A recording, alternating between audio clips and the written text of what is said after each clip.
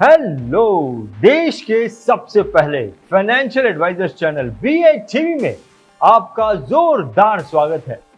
दोस्तों, अपने बिजनेस को बढ़ाने के लिए कई लोग कई सारी एक्टिविटीज करते हैं, जैसे कि कोई BNI ज्वाइन कर लेता है, कोई रोटरी क्लब को ज्वाइन कर लेता है, कोई महंगे महंगे जिम्स को ज्वाइन कर लेता है। लेकिन वहां पर जाने के बाद क्या बिजनेस बहुत आसान हो जाता है? नहीं, वहां पर जाने के बाद भी कई सारे पापड़ बेलने पड़ते हैं। इस कहानी में भी जो इंश्योरेंस एजेंट है वो बहुत ही आउट ऑफ द वे जाकर एक डिफिकल्ट सेल्स को क्लोज करता है। इस इंश्योरेंस एजेंट का नाम है मिस्टर दाऊद, और मिस्टर दाऊद श्रीनगर से अपने इंश्योरेंस एडवाइजरी की प्रैक्टिस करते हैं। तो दोस्तों, चलिए सुनते हैं इस बहुत ही इंटरेस्टिंग और कुछ सीख देने वाली स्टोरी को। मुझे पहले से ही मैंने जैसे-जैसे अपने फादर से सीखा था इंश्योरेंस और क्लाइंट्स के रिलेटेड, तो मैं थोड़ा बिग टिकट के उसमें था बिल्कुल कि मुझे कोई बड़ा साइज़ का क्लाइंट मिलना चाहिए। तो मैं पहले छोटे सेक्टर में नहीं गया, तो मैंने एक इंटरनेशनल जिम जॉइन की। तो मुझे पता था इंटरनेशनल जिम जॉइन करने से यूजुअली वहाँ पे बहुत बड़े-बड़े क्लाइंट आपको यूजुअली मिलेंगे।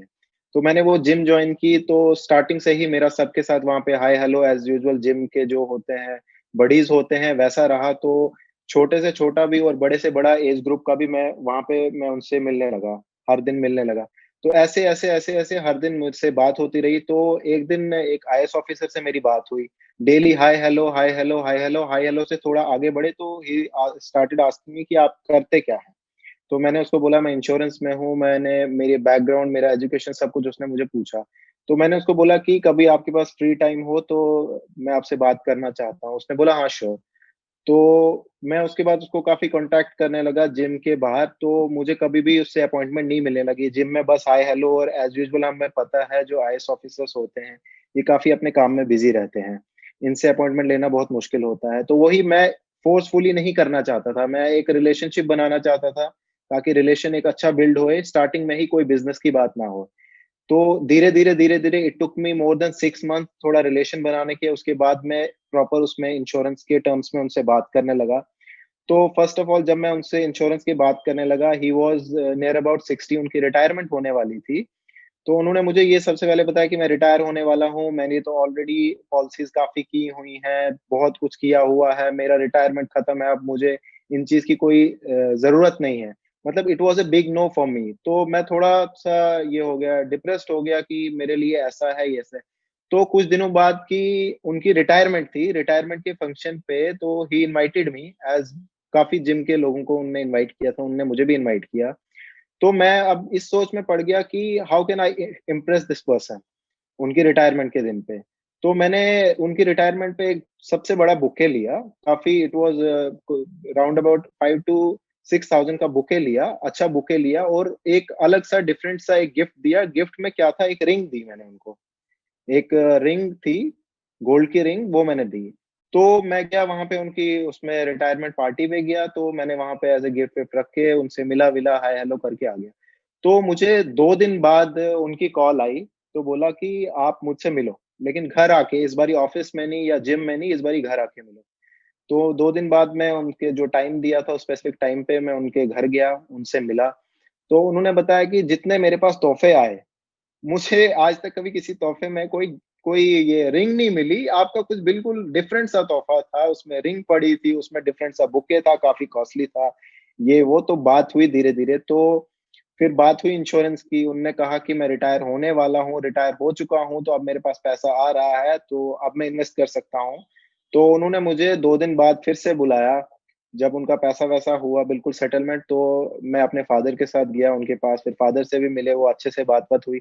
तो उन्होंने 50 लाख का चेक हैंडओवर किया, तो मुझे काफ़ी खुशी हुई, ये देख के कि उन्होंने बिल्कुल एक छोटे से लड़के पे ट्रस्ट करके, एक वो रिटायर हाफ ऐज का मेरा उनका डिफरेंस था राउंड अबाउट, तो उन्होंने मेरे पे ट्रस्ट किया कि ये मुझे देगा। तो आज भी मेरे उनके साथ बहुत अच्छे रिलेशंस हैं, उनको प्रॉपर सर्विस मिलती है, और वो ही नहीं, उनके आगे फैमिली के टर्म्स एंड कंडीशंस भी मेरे साथ बहुत अच्छे हैं, और आगे उनकी फैमिली की भी काफ़ी पॉलिसीज़ मुझे मिलती रही हैं आज तक।